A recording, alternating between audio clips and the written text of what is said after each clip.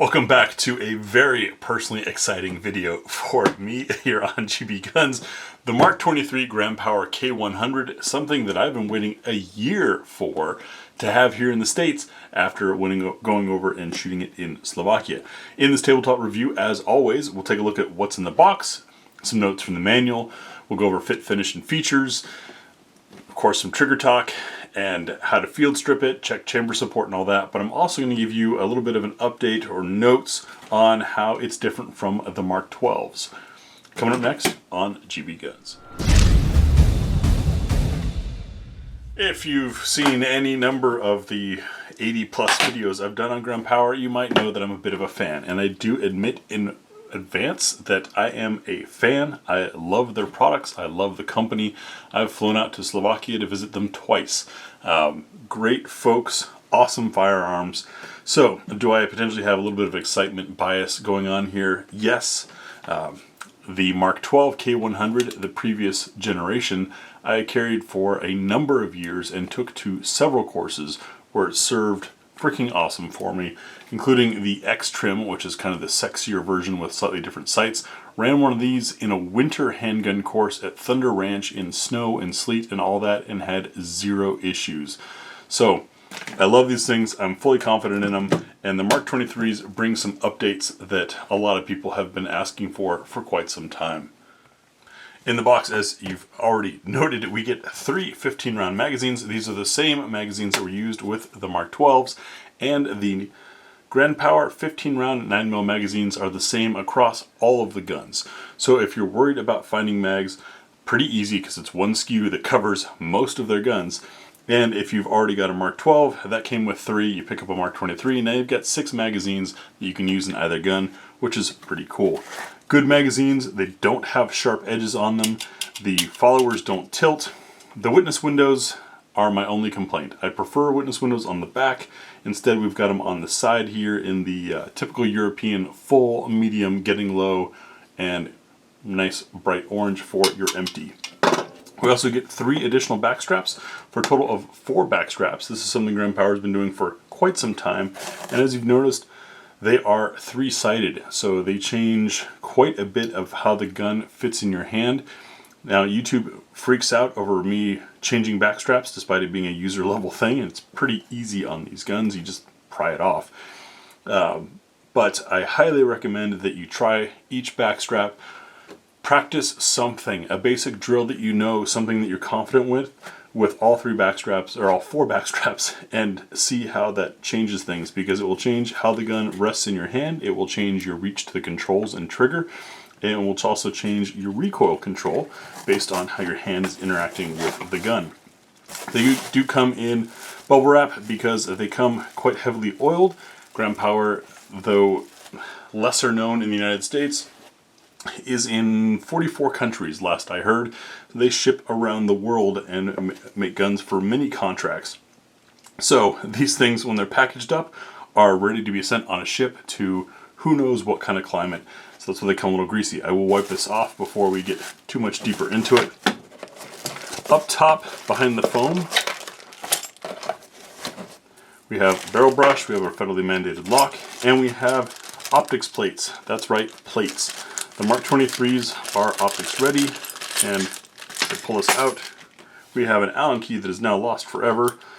4 different plates to cover most common optics setups, and they are polymer, but you notice the way that these mount is there are nut holes in the back, so you're threading through into a nut that's locked in place by the plate itself, and then you're threading the plate onto the gun. It's a pretty secure system. Though I don't have thousands and thousands of rounds through it yet, I have yet to have a failure from it, and it's worked pretty well on the Excalibur and Excalibur Match that I reviewed earlier. As I get into notes for the manual, this had fallen into the manual. This is 2 additional front sight posts of slightly different heights to swap out. Over the years, I've had a lot of questions about sights, and that's one of the things that did not change for the Mark 23, despite all of my begging for it to change. The front sight is a CC75 cut. However, you'll note there is a little roll pin that drives through there. So while you can get CC75 sights to push in there, you will need to grind or cut the bottom of them for that roll pin. That roll pin is helping secure the sight, which is a pretty smart thing. You can also do like rock set or something like that if you have faith in that material. I tried just some red Loctite, and of course Loctite is not quite as vibration resistant, and it lasted me about 1,000 rounds before I had to change back to the regular sight. The rear sight is a proprietary cut. But now we have an optics option, and since that's how a lot of Americans are shooting these days, I think we're good to go there. Manuals, as many of you know, I go through because it tells me how much a company wants you to understand the product. The better a manual is, the more it shows they care about you, the end user, and they're not just flipping something. We now have a Mark 23 series instruction manual. I did not in my X-Cals, but those were very early Mark 23s. And right up front, we're greeted with the warranty in 5 languages, which is 2 years for plastic parts and service treatment, 5 years for other parts. So those of you that are concerned about warranty from an imported gun, it's right there. The manual is full color, which is very nice. We have full tech specs, but don't worry about those. If you check the pinned comment over at gbgunsdepot.com will be the full review. Hint, hint, that will have all the specs as well as pricing, availability, the ammo that got used in the test, etc. But nice full color here. Fairly simple because really it's not that hard, and I should be able to show you that it's really not that easy, not that difficult to run one of these guns. We also have an exploded diagram for the tinkerers. Don't tinker with these guns, guys. They are a precision-made gun. I've been to the factory. Tinkering is not good. Almost every broken Graham Power story that I've heard from their handguns has been somebody who got to messing with the parts, and I don't think that's necessary, but you know, there's always going to be people who do that. Let me get the excess oil off of this thing, and I'll toss this bubble wrap, and then we'll get into the gun. In case you missed the article I put out November or December, I think it was, on the differences between the Mark 12s and the Mark 23s. And if you're unclear, Mark 12s came out in 2012. Mark 23s came out in 2023. And this is the next generation. So the Mark 12s will be phasing out. They made 3 major obvious changes. The first one, highly requested, is the grip texture. It may not look like it's a huge difference, but it's there. They've sharpened the texture along these spots here where your fingers can rest, and on the back strap. The other major difference, as we already showed, they are now optics ready. And then the third one is a new operating system, and this is something that, as a fan of their guns, I was really nervous about, I have to admit, because the Mark 12s shoot oh so smoothly, and part of that is, if you watch the barrel's rotating, and see, even as I have it all the way back here, it's still level, still parallel with the frame. That's because it rotates instead of tilting, and as a result, you've got torque countering the torque that happens when the bullet meets the rifling. You've got weight that's not shifting down, back and down abruptly, then up and forward abruptly. And although that sounds insignificant, it does make the gun a lot smoother shooting, incredibly smoother. But they changed systems between the Mark 12 and Mark 23. The Mark 23 is a simpler system to machine, and what that does is helps them be able to keep up with demand. It also permitted for a slightly different barrel profile. You don't see it on the end, but you do see it inside, that allowed for a little bit of slide reduction. So we'll take a look at the difference in slides. First, I'll show you the difference in those actions. With the 2 pistols field stripped, you can see what I'm talking about, and the differences on the left is a Mark 12, and we have this giant, beautifully polished camming surface. On the right, we have the Mark 23 with a narrower profile, which means less weight, and we have this sort of cam groove. In fact, it looks a bit like an AK bolt, if you look at the lugs down there. And in the frame, which is, by the way, a billet CNC chassis, the Graham Power has been doing that for 20 years.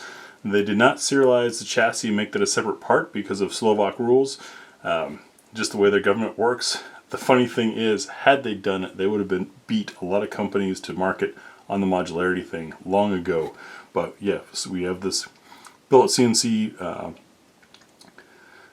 chassis here holding everything together. But you notice that on the Mark 12 there's a roller bearing here, whereas on the Mark 23 it's a roller bearing this way. It can rotate. It's a little pin in the middle there. So that's what the difference is between these two. If we're curious about how the weight's changed, we'll take a look at that. First up, slide mass. This is the reciprocating mass that you feel and is part of recoil. On the Mark 12s, we had 11.2 ounces. On the Mark 23, 10.4 ounces. So we have shaved quite a bit of weight off there, almost an ounce. The barrel mass, this, since it doesn't reciprocate in the ground power action, is kind of a leveling weight, but does add to the total weight of the gun. Mark 12 comes in at 3.8 ounces. The Mark 23 comes in at 3.6 ounces, or 3.5. So we've also saved weight there. Now for total weight. Mark 12 empty, no magazine, 1 pound at 9.7 ounces. Mark 23 empty, no magazine, 1 pound 9 ounces. Now let's get back to the regular review. Now we can get on with our standard review. As you may have noticed already, all controls are ambidextrous, and it's been that way on all 28 of the ground power firearms that I've reviewed so far. Check for clear. There's that rotating barrel. And we'll lock the slide to the rear and check mag release to see if we get release or ejection. And as you see, there's a little kick there. We get ejection. It's not a whole lot, but it is kicking. And even pushing from the other side. Part of that is having this metal body tube and a smooth polymer inside. There's not a lot of friction there. Easy for them to drop out. Starting up front, you notice the nose is a little bit different, a little bit slimmer looking. That's thanks to these reduction cuts here along the side. They do still have to keep some height for the lugs. This is actually a path in here that we'll see in the field strip that the lug travels through when the slide reciprocates. Slided frame, no movement at all up front, very tight. We have one pick rail slot up here. This is something that at times I've questioned, other times I've understood, and that is simply that when you start to put a bunch of rail slots here, there aren't a lot of items that actually fit in there. And this is a duty size gun, a 4 1/4 inch barrel, so you're going to be putting a big light on it anyways. We have texturing and a little bit of a hook on the front of the trigger guard here. The frame general shape and features have remained the same from the Mark 12. The only change has been enhancement to the texture. I'm okay with that because I know and like this frame. No second undercut, but we do have a high first undercut and nice and rounded out. Our traction points on the front strap are horizontal, as they should be, because when guns recoil they try to rock. That gives you some grip there. A little bit of toe kick there to keep the hand out of the way. For effectively a compact size frame, 15 round 9mm, I'm able to get all 3 fingers on comfortably with a little bit of hangover, but no pinky smash inserting a mag, which is awesome. You notice this texture strip here lined up right with my fingertips. That's by design. You also see the contour here serving as a resting spot and shielding for the ambidextrous magazine release. There's the texture on the back strap. We do not have much beveling for magazine insertion, just a touch. As I've said this 1,000 times, when you have a double stack single feed magazine, the magazine is an inverse magwell. Just run it. Safety is a nice positive click, and the safety prevents the trigger from going all the way, as you might expect. It does not go on in double action. So these guns are single action, double action. They do make decocker versions. This older one is a decocker. I can leave it there and it's double action every time. Go back here for double single, or if it's cocked, do cocked and locked. For some reason, these decocker models have not been imported to the US in some time. If you want one of those, let Global Ordnance know. I get comments all the time, people telling me I have no control over what's imported. I don't work for Global Ordnance, I don't work for Ground Power.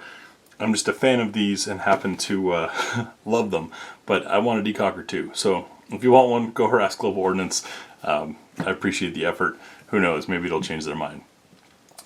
Since we're down here though, let's do some trigger talk. I tend to always forget about that.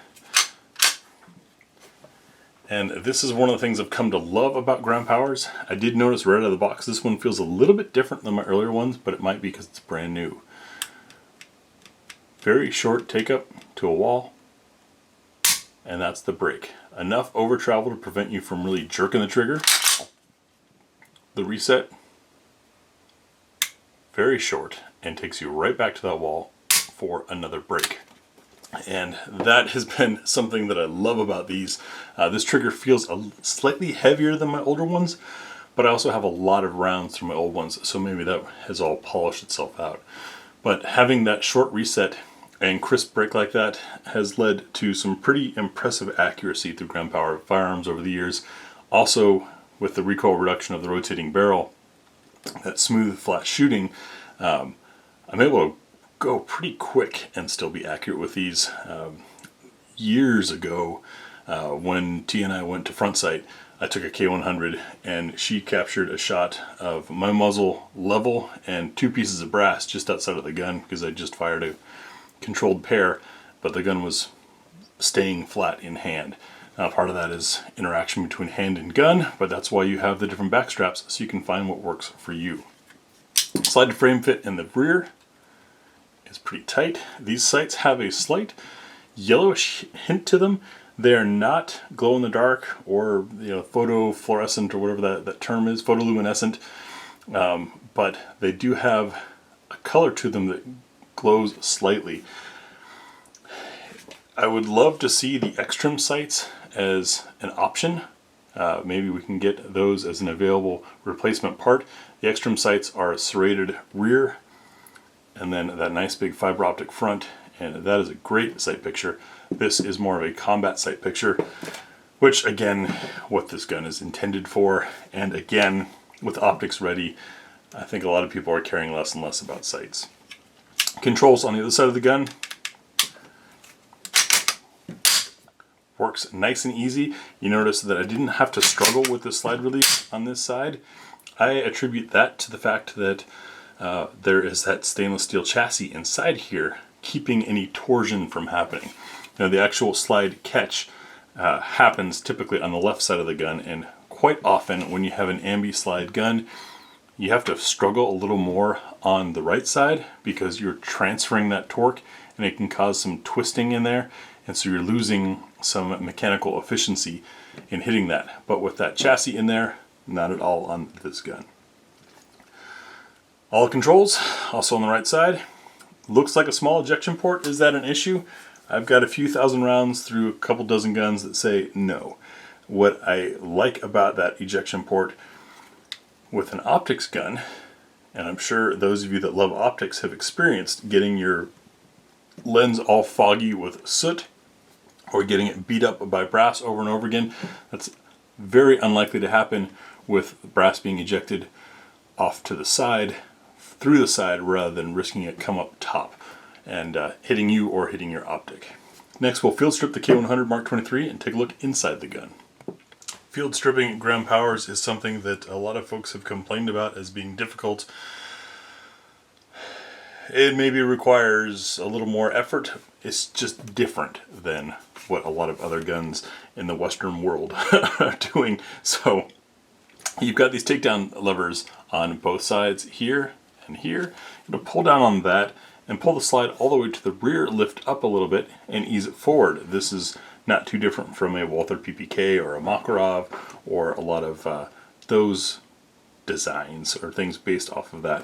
What I like to do is hook my middle finger in the trigger guard here to hold and resist against me pulling on the slide, because you are going to have to pull against that spring. Also, having the hammer back ahead of time eases, because then now you're not pushing on the mainspring. So, pinching, pulling down, back, up, off. And that's it. Notice that the recoil spring is not captured, but is color coded. There was a time, and I believe the competition models would come with multiple springs so you could tune to your load. This also makes it very easy to change. guide rod pivots there for ease of disassembly, and you can see inside here that beautiful big old piece of billet and these 3 initials here of the smith that put it together. Graham Power's been doing that as long as I've known about them. That's something that other companies charge a premium for or advertise. They never really mention it, but there it is. You can see a nice polished feed ramp and a deep looking feed ramp, and that's in part because everything can sit lower. Since the barrel doesn't have to tilt, everything has to sit lower. So when people get excited about bore axis, this is truly physically a different system that requires a different bore axis. Getting the barrel out, you see it's unlocked and slid forward. I'm going to bring it back and out pretty easily. And inside here, you can see, it's again that incredible craftsmanship. Banská Bystrica and Slovakia itself are known for their steel, and this goes back to the Habsburg Empire and the Austro-Hungarian Empire. They know their metals and how to work them well. Nice, very smooth feature here. You can see we have our drop safety internal extractor, and this down here is the channel for one of the 3 lugs on the barrel. That's what keeps everything aligned. It also makes reassembly a little bit easier. And there's our cam groove. Graham Power barrels are some of the best that I've ever known. Their tolerances, which I'm not sure if I'm supposed to be saying publicly, but they're 4 times tighter than what the European standard is, which I think is pretty impressive. Next, we'll check for chamber support. I'm going to be using some Liberty Civil Defense. Drop it in and listen for a plunk, like that. We want to make sure it can rotate freely, which it can. And then what we're looking at for chamber support is how much brass beyond the shoulder is exposed, and you'll see, as with the Mark 12s, nothing. This is a fully supported chamber. That's because these guns are made based on NATO ammunition. Some of you that saw our visit to the factory last year said, oh, that doesn't look like it's low recoil, it doesn't look like it's very smooth. And I admit, those were not ideal shooting conditions. We were jet lagged, I was a little hungover, and we were shooting inside a converted fallout bunker, shooting NATO pressure ammunition. So we had higher recoiling ammunition, plus the extra percussion of being in a converted fallout bunker, not necessarily a sound baffled range, and definitely not outdoors in the woods like we do here in Oregon. And physically we weren't in the best shape for shooting. So hopefully you'll see a different performance when I take this to the home range and use some American ammunition on it. I would say as I reassemble this, I'll tell you about what's in the range video, but you guys probably want to pay attention to this part. This can be a little bit different. So get the barrel in there, and when it's locked, the serial number on the barrel shows through the window. You're going to rotate it to unlock it and slide it forward. And once it's there, it's not going to spin out of place because of that groove that I showed you earlier. That's one of the improvements to this action that I think makes it simpler. The next part can be difficult. I have an easy way of doing it that I unfortunately cannot show in my tabletop format videos. I will include it in the range video again, as I have with others, but it involves bracing the stock of the pistol against my stomach, because you're going to do the same hook and pull down the levers and pull the slide back over the top and down, but for some reason that requires a little more force, and sometimes it's difficult for me to support the pistol from here.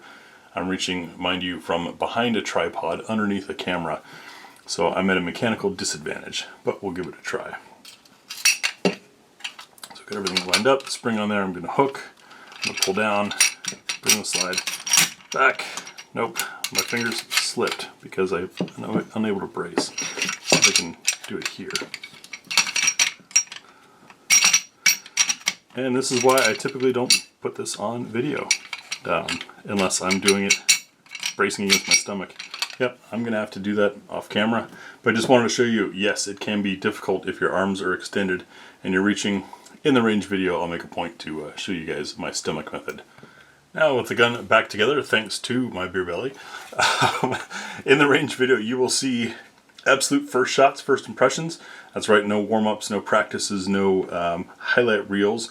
Show you from the first shot through the gun, hopefully giving you some feedback and thoughts and feelings while we go through that. Then we'll do full magazine +1, These magazines we've proven a dozen times, but it's a new gun, so we'll try it, see how the gun runs fully stuffed. Take it to our trademark What's for Dinner test, a crowd favorite, where we'll run 10 additional different loads through the gun to see what it eats and how it performs with those. Then, of course, the spinner target for sights and trigger control, some practical accuracy, and then concluding thoughts. As always, the full review, full specs, where to find one, pricing, all of that kind of stuff will be over at gbgunsdepot.com, or you can check the pinned comment of this video. Thanks for watching. I'm looking forward to get this thing in the range. We'll see you out there.